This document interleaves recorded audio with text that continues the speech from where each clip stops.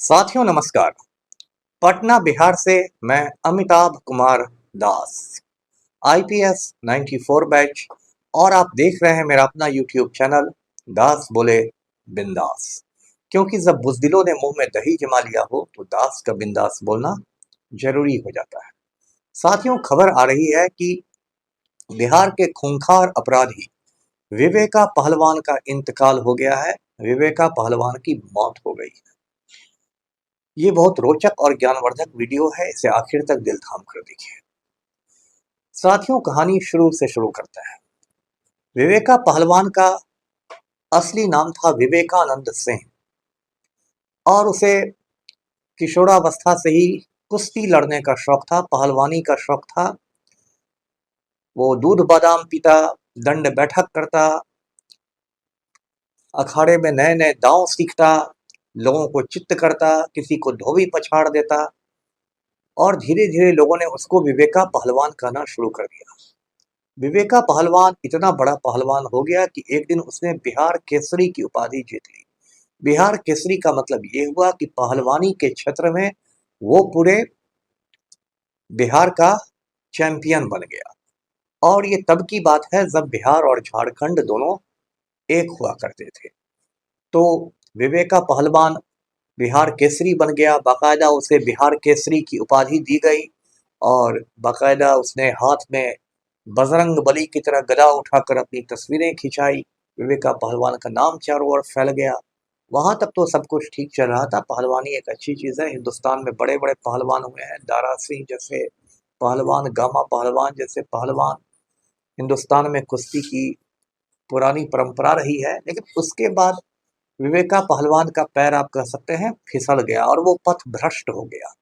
पथ भ्रष्ट होने के बाद जो विवेका पहलवान था वो अपराध की दुनिया में आ गया, जरायम की दुनिया में आ गया। और ये विवेका पहलवान रहने वाला था पटना जिला में, एक बाढ़ थाना है, बाढ़ थाना क्षेत्र में एक गांव है लदमा। वो लदमा गांव का रहने वाला था। अब लदमा गांव का ही खूंखार माफिया सरगना है अनंत सिंह, जो इन दिनों बेऊर जेल में बंद है और अपराध की दुनिया में छोटे सरकार के नाम से कुख्यात है। अब ये जो अनंत सिंह और विवेका पहलवान थे, ये दोनों गोतिया थे।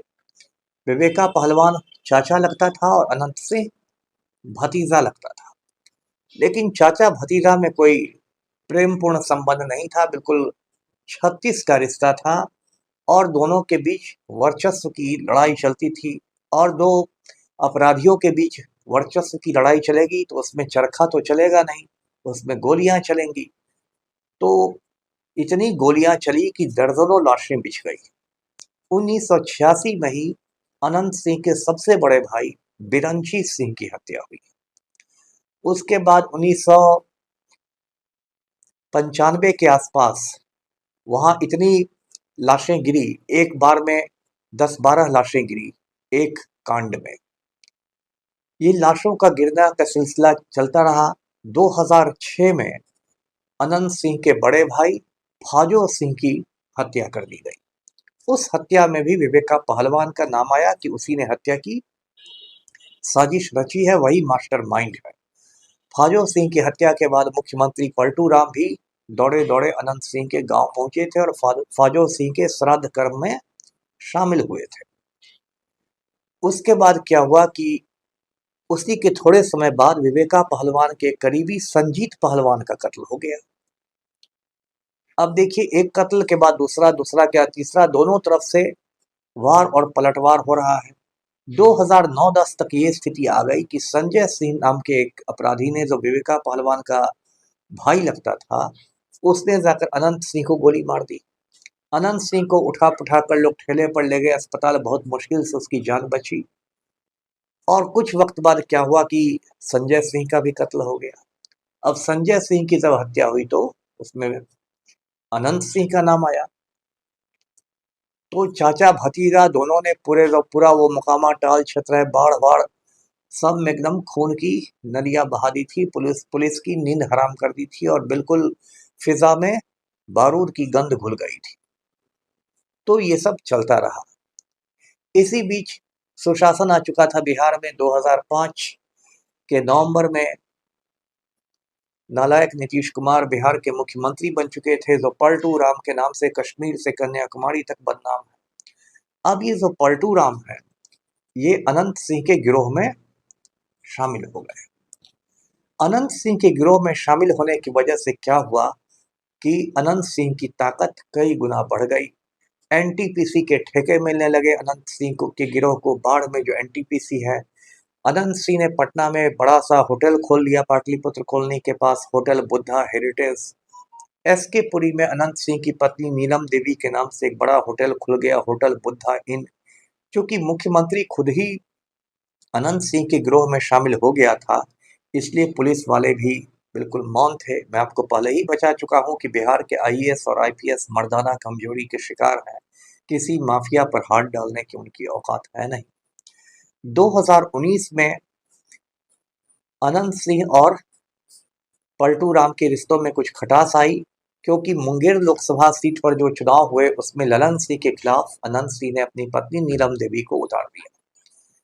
उसके बाद लदमा गांव में रेड हुआ और रेड में अनंत सिंह के घर से AK-47 बरामद हुआ। बरामद करने वाली आईपीएस श्रीमती लिपि सिंह थी, जो आरसीपी सिंह की बेटी है, जो उन दिनों पलटू राम के दुलरुआ हुआ करते थे। उस मामले में अनंत सिंह 5 बरस तक जेल में रहा। उसको 10 साल की कैद की सजा सुनाई गई और उसकी विधायकी खत्म हो गई। पिछले साल 14 अगस्त को पटना हाईकोर्ट ने अनंत सिंह को रिहा कर दिया और अनंत सिंह 5 बरस बाद जेल से बाहर आ गया। कायदे से बिहार सरकार को हाई कोर्ट के फैसले के खिलाफ सुप्रीम कोर्ट जाना चाहिए था, लेकिन चूंकि नालायक मुख्यमंत्री खुद अनंत सिंह के गिरोह में शामिल हो चुका है, इसलिए बिहार सरकार ने सुप्रीम कोर्ट में कोई अपील नहीं की। अनंत सिंह का मन इतना बढ़ गया कि वो समझने लगा कि कार्यपालिका, न्यायपालिका और व्यवस्थापिका तीनों की शक्तियां उसी में निहित है और वो पूरे इलाके में घूम घूम कर पंचायती करने लगा। इस साल 22 जनवरी को जब वो नौरंगा जलालपुर नाम के गांव में पंचायती के लिए पहुंचा तो उस पर गोलियां चलाई गई। गोलियां सोनू मोनू गिरोह ने चलाई थी। इस मामले में अनंत सिंह गिरोह की ओर से भी गोलियां चलाई गई और फिर अनंत सिंह ने बाढ़ कोर्ट में सरेंडर किया और आज की तारीख में वो बेऊर जेल में बंद है। सोनू ने जो इंटरव्यू दिया इस कांड के बाद, उसमें उसने कहा कि विवेका पहलवान जो है वो उसके पिता तुल्य हैं, पिता के बराबर हैं, और विवेका पहलवान ने बचपन से उनकी परवरिश की है। अनंत सिंह के बढ़ते प्रभाव को रोकने के लिए अंडरवर्ल्ड में यानी अपराध की दुनिया में एक महागठबंधन बनाया गया। महागठबंधन में 6 लोग थे। एक विवेका पहलवान, एक सोनू सिंह, एक मोनू सिंह, एक अशोक महतो, एक ललन सिंह और एक सूरज भान। ये ललन सिंह केंद्रीय मंत्री नहीं है, ये ललन सिंह मोकामा का ललन सिंह है, जिसकी पत्नी सोनम देवी ने नीलम देवी के खिलाफ मोकामा का उपचुनाव लड़ा था। तो ये महागठबंधन बन गया। महागठबंधन बनने के बाद अनंत सिंह की जान पर भी खतरा मंडराने लगा और लोग कहते हैं कि इसलिए अनंत सिंह ने जल्दबाजी में सरेंडर करके बेऊर जेल में छिपने में अपनी भलाई समझी। सोनू सिंह ने अपने इंटरव्यू में खुलेआम अनंत सिंह को चुनौती दी और कहा कि ये 34 बनाम 68 की लड़ाई है। मैं 34 साल का हूं और अनंत सिंह 68 साल के हैं, यानी अनंत सिंह अब बूढ़े हो गए हैं, मेरे सामने नहीं टिकेंगे। और सोनू सिंह ने यह भी कहा कि मैं अनंत सिंह को शस्त्र और शास्त्र दोनों सिखा दूंगा।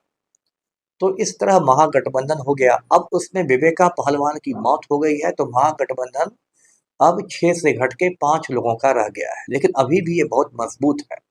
अब नवंबर में जो विधानसभा चुनाव होने वाले हैं, उसमें अनंत सिंह मोकामा से जनता दल यूनाइटेड का उम्मीदवार होगा।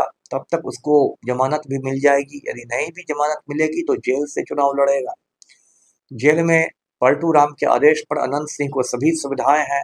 उसको मोबाइल की सुविधा है, वो अपने गिरोह का संचालन करता है। मैंने कई बार मांग की है कि अनंत सिंह को पटना के बेऊर जेल से दिल्ली के तिहाड़ जेल भेजा जाए, लेकिन मुख्यमंत्री खुद अनंत सिंह के गिरोह में शामिल है, इसलिए ऐसा नहीं किया जा रहा है। तो इस बार अनंत सिंह की जो राह है वो बहुत कठिन दिखाई दे रही है, क्योंकि महागठबंधन जो उसके खिलाफ है बहुत मजबूत है और इसलिए मोकामा में जो चुनाव होगा 2025 के नवंबर में, उसमें अनंत सिंह की जमानत जब्त होना तय है। तो विवेका पहलवान के मरने से भी महागठबंधन कोई खास कमजोर नहीं हुआ है और अनंत सिंह को जेल के भीतर भी विवेका पहलवान का भूत डराता रहेगा। वीडियो को लाइक कीजिए, शेयर कीजिए और चैनल को सब्सक्राइब कीजिए। धन्यवाद। जय हिंद।